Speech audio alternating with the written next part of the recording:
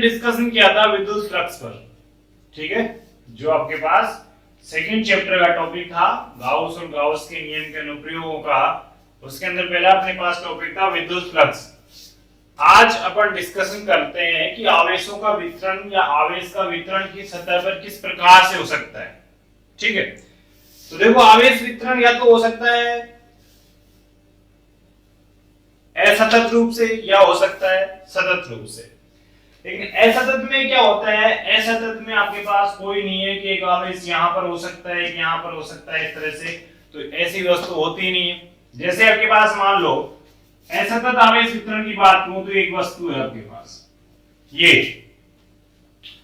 एक आवेश यहां पर है, एक आवेश यहां पर है, एक आवेश यहां पर है। इस तरह से अगर आवेश वितरित है अनियमित रूप से, यानी कहीं पर भी आवेश उपस्थित हो सकता है, वो जो वितरण होगा यानी उसमें जो उपस्थित होगा आवेश को किस प्रकार से दिया जाएगा, वो कहलाता है असतत आवेश वितरण।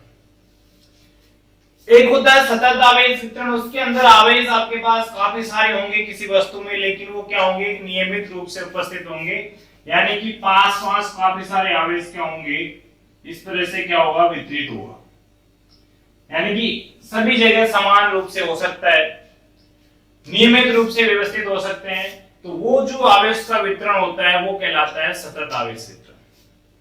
सतत आवेश वितरण की बात वापस बता रहा हूं कि अगर आपके पास काफी सारी आवेश पास पास उपस्थित हो, यानी अति निकट उपस्थित हो, तो वो जो आवेश वितरण होता है वो कहलाता है सतत आवेश वितरण। जैसे मान लो कि कोई वस्तु पर 1 नैनो कूलम आवेश उपस्थित है, यानी कि उस पर 10⁻⁹ कूलम आवेश क्या है, उपस्थित है। तो काफी सारे आवेश एक छोटी जगह में उपस्थित हो, तो वो जो वितरण होता है वो कहलाता है सतत आवेश वितरण। अब अगर वस्तु आपके पास सममित आकार की है, सममित का मतलब जिसको बराबर भागों में अपन काट सकें, तो उस पर जो आवेश का वितरण होगा वो समान रूप से होगा, यानी सतत आवेश वितरण की बात कर रहा हूं मैं, तो उस पर आवेश जो वितरण होगा वो क्या होगा, समान रूप से। यदि वस्तु असममित आकार की है तो उस पर जो आवेश का वितरण होता है वो होता है असमान रूप से। देखिएगा आवेश वितरण क्या हो गया कि या तो क्या नाम से असतत आवेश वितरण हो या सतत आवेश वितरण हो। तो असतत आवेश वितरण तो आपके पास है नहीं सिलेबस के अंदर, ठीक है, फिर भी मैं डेफिनेशन तो बता देता हूं कि यदि किसी वस्तु पर आवेश अनियमित रूप से व्यवस्थित हो तो वो जो आवेश का वितरण होता है वो कहलाता है असतत आवेश वितरण। अपन पढ़ेंगे सतत आवेश वितरण, ठीक है। तो आपके पास हेडिंग है आवेश का जो वितरण है, यानी कि सतत आवेश वितरण। सतत आवेश वितरण यानी कि उस पर आवेश किस प्रकार से डिस्ट्रीब्यूट है। तो मैंने बताया कि यदि बहुत सारे आवेश अति निकट उपस्थित हो तो वो जो आवेश का वितरण होता है वो कहलाता है सतत आवेश वितरण। अब इसमें नियमित होना चाहिए, नहीं कि एक आवेश यहां पर है, दूसरा आवेश वहां है, तीसरा वहां में, ऐसा नहीं होना चाहिए। अगर वस्तु आपके पास समान आकार की यानी सममित है, यानी कि जिसको अपन बराबर भागों में काट लेते हैं, बराबर भागों में बांट लेते हैं, तो आपके पास आवेश का जो वितरण होगा वो समान सतत आवेश वितरण कहलाएगा। लेकिन अगर वस्तु असममित है तो फिर वो कहलाएगा असमान आवेश वितरण। अब जो सतत आवेश वितरण होता है ये वस्तु की आकार आकृति के आधार पर अपन इसको क्या करते हैं, अलग अलग भागों में बांट लेते हैं, या विमाओं के आधार पर अपन क्या कर लेते हैं, अलग अलग भागों में बांट लेते हैं। तो जैसे एक विमीय, द्विविमीय, त्रिविमीय होती है, उस तरीके से अपन क्या करेंगे, आवेश को वितरण को यानी वस्तु की आकृति के आधार पर, वस्तु की टाइप के आधार पर अपन क्या करेंगे, 3 भागों में बांटेंगे। तो पहला आ जाता है रेखीय आवेश वितरण, दूसरा आ जाता है पृष्ठीय या सतही, सतही मान लो या क्या मान लो, पृष्ठीय आवेश वितरण। और जो तीसरा आ जाता है वो आता है आयतनी या आयतन आवेश वितरण। अब देखिए क्या है, थोड़ा थोड़ा समझ लो फिर पढ़ेंगे ढंग से। रेखीय आवेश वितरण एक विमीय, पृष्ठीय आवेश वितरण द्विविमीय और आयतनीय आवेश वितरण यानी कि त्रिविमीय। तीनों चीजें होगी ना। देखो रेखा की बात करेंगे लंबाई की तो सिर्फ मीटर आता है, सरफेस की बात करते हैं तो मीटर स्क्वायर आता है, और वॉल्यूम की बात करते हैं तो क्या आता है, मीटर क्यूब। तो एक विमीय, द्विविमीय और ये क्या हो गया, त्रिविमीय। तो सतत आवेश वितरण आपके पास तीन प्रकार का हो जाता है, एक विमीय, द्विविमीय, त्रिविमीय बोलो, या फिर क्या बोलो, रेखीय, पृष्ठीय और आयतनीय। अब यदि वस्तु आपके पास रेखीय है, वस्तु आपके पास क्या है, रेखीय यानी किसी तार की प्रकार की, ये तार है और इस पर काफी सारा आवेश है, आवेश है ना, तो ये जो आवेश का वितरण होगा वो रेखीय आवेश वितरण होगा। अब देखिए अपन को दिमाग में चीज आती है कि अगर रेखीय आवेश वितरण या पृष्ठीय आवेश वितरण की जरूरत कहां पड़ी, तो अपन जैसे बल निकालते हैं, किसी बिंदु आवेश के कारण बल निकालते हैं किसी दूसरे आवेश पर, जैसे कोई वस्तु है यही मान लो, तो इस आवेश के कारण यहां पर बल आपके पास निकाल लिया गया, कोई भी है F निकाल लिया गया, फिर इसके कारण निकालो, इसके कारण, इसके कारण, अगर काफी सारे आवेश है तो इतने बल निकालो, सबके मान निकालो, फिर उनका योग करो, बड़ी दिक्कत है। तो इसलिए क्या करते हैं, फिर यहां पर इनके लिए पूरा आवेश का क्या करते हैं, योग निकाल देते हैं किसके अंदर, पृष्ठ रेखीय आवेश वितरण के अंदर। तो अगर वस्तु आपके पास रेखीय है यानी किसी तार के आकार की, छड़ के आकार की है, तो उस पर जो आवेश का वितरण होता है, उस पर आवेश डिस्ट्रीब्यूट होता है, वो होता है रेखीय। ठीक है। अब अगर आपके पास जो वस्तु है वो क्या हो, रेखीय ना होके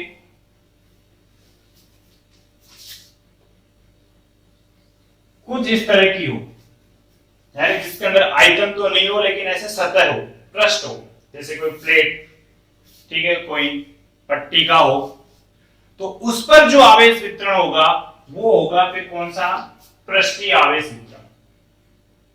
ठीक है। अगर वस्तु आपके पास कोई भी डिब्बा हो, घन हो, घनाकार हो, तो उसके अंदर जो आयतन वितरण होगा वो कौन सा वितरण होगा, आयतनीय या आयतन आवेश वितरण। कोई दिक्कत, वापस बोल देता हूं, फिर एक एक को पढ़ेंगे अपन।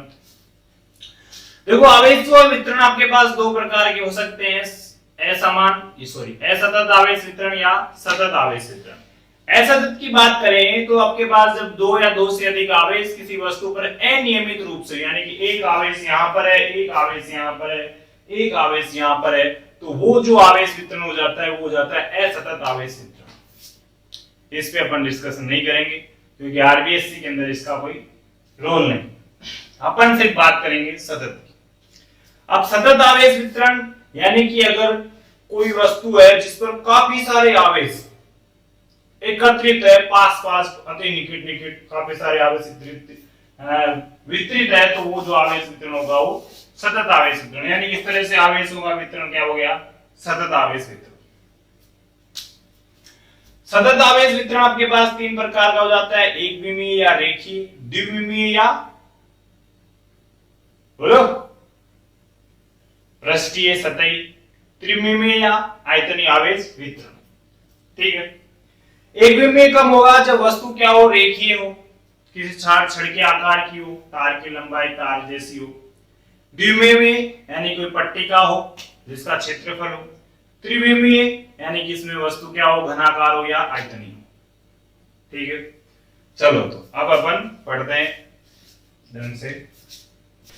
ठीक है, तो आवेश वितरण आपके पास दो प्रकार के होंगे, असतत और सतत। अगर असतत आवेश वितरण कौन सा होगा, जिसमें दो या दो से अधिक आवेश अनियमित रूप से क्या होंगे, व्यवस्थित होंगे, कहीं पर भी हो सकता है इस तरह से दूर दूर, तो वो हो जाएगा असतत आवेश वितरण। सतत आवेश वितरण के अंदर पास पास समान रूप से काफी सारे आवेश एक जगह अति निकट क्या रहेंगे, उपस्थित रहेंगे या वितरित रहेंगे, तो वो जो आवेश वितरण होगा वो कौन सा आवेश वितरण कहलाएगा, सतत आवेश वितरण। तो अपन डिस्कशन करेंगे सतत आवेश वितरण पर। ठीक है, चलो तो ये तो लिख लेना तुम। और अब अपन बात करते हैं सतत आवेश वितरण के प्रकार पर, कि सतत आवेश वितरण कितने प्रकार का होता है। ठीक है, चलो तो सतत आवेश वितरण के प्रकार अपने पास कितने प्रकार के हो जाते हैं, तीन प्रकार के, रेखीय, पृष्ठीय और आयतनीय आवेश वितरण। पहला जो आपके पास है रेखीय आवेश वितरण, यानी वस्तु का आकार अगर तार या छड़ के आकार का हो तो उस पर जो आवेश का वितरण होगा वो कौन सा वितरण होगा?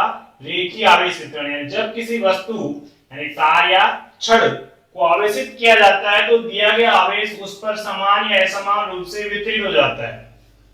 इस प्रकार के आवेश वितरण को अपन क्या कहते हैं? रेखीय आवेश वितरण। अब इसका मान मैथमेटिकल तरीके से अपन क्या निकालते हैं? घनत्व के अंदर की उसके घनत्व में कितना आवेश है, तो वो अपने पास इसके अंदर टॉपिक है रेखीय आवेश घनत्व। यानी कोई चालक है तो उसकी लंबाई पर, एकांक लंबाई पर कितना आवेश वितरित हो रखा है, वो आवेश ही क्या कहलाएगा? रेखीय आवेश घनत्व। मान लेते हैं कि माना dl लंबाई की कोई वस्तु है, dl लंबाई पर dq आवेश वितरित है। आवेश क्या है आपके पास? वितरित है। कोई वस्तु की dl लंबाई पर dq आवेश वितरित है तो आपके पास रेखीय आवेश घनत्व जिसको अपन लैम्डा से व्यक्त करते हैं, तो लैम्डा बराबर आ जाएगा एकांक लंबाई पर आवेश यानी dq बटा dl। ये क्या आ जाएगा आपके पास? रेखीय आवेश घनत्व। यानी एकांक लंबाई पर आवेश वितरण को अपन क्या कहते हैं? रेखीय आवेश घनत्व कहते हैं। ठीक है।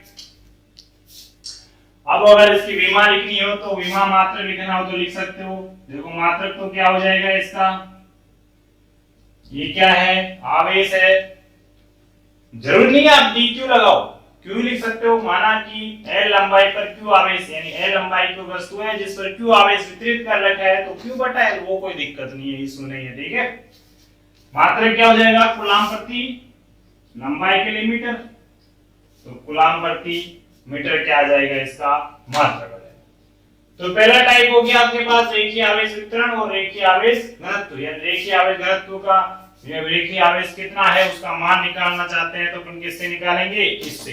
यानी आवेश का मान कितना आ जाएगा? dq बराबर l dl। यानी कि अगर एकांक लंबाई की वस्तु है तो उस लंबाई पर कितना आवेश होगा वो मान आ जाएगा यहां से। ठीक है। दूसरा करते हैं इसका पृष्ठीय आवेश वितरण या सतही आवेश वितरण। हो जाता है पृष्ठीय आवेश वितरण, यानी कि वस्तु आपके पास किसी वस्तु के पृष्ठ पर या क्षेत्रफल पर आवेश वितरित हो तो वो कहलाएगा पृष्ठीय आवेश वितरण। और घनत्व की बात करें अगर पृष्ठीय आवेश घनत्व की, तो यहाँ के किसी चालक के इकाई क्षेत्रफल पर उपस्थित आवेश, क्षेत्रफल पर या सतह पर उपस्थित आवेश क्या कहलाएगा? पृष्ठीय आवेश घनत्व। और इससे अपन सिग्मा से व्यक्त करेंगे। यदि dq आवेश dA क्षेत्रफल में, यानी किसी वस्तु का क्षेत्रफल d है उसमें वितरित हो रहा हो तो आपके पास सिग्मा बराबर कितना हो जाएगा? dq बटा dA। क्या आ जाएगा? ये पृष्ठीय आवेश घनत्व। ठीक है। तीसरा आपके पास आता है आयतनीय आयतनिक आवेश वितरण, यानी वस्तु के आयतन में अगर आवेश का वितरण हो रहा है तो वो कहलाएगा आयतनीय आवेश वितरण। आयतनीय आवेश आयतनीय आवेश घनत्व की बात करें तो उसके एकांक आयतन में उपस्थित आवेश क्या कहलाएगा? आयतनिक आवेश घनत्व। ठीक है। यदि dq आवेश dv आयतन में उपस्थित हो या उपस्थित हो तो जो घनत्व होगा रो बराबर dq बटा dv। तो ये हो गया आपके पास सिंपल सा टॉपिक था आवेशों का वितरण, सतत आवेश वितरण और उनके प्रकार और घनत्व। तो याद करने की चीजें ही है, वैसे कोई दिक्कत नहीं है, कठिन चैप्टर टॉपिक नहीं है। घनत्व आपको जरूर याद होना चाहिए, सिंबल भी आपको पता होना चाहिए।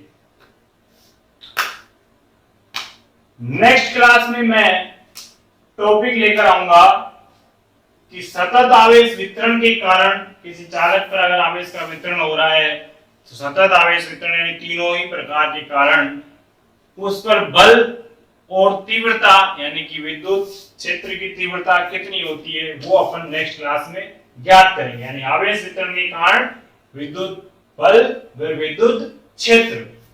ठीक है। ओके।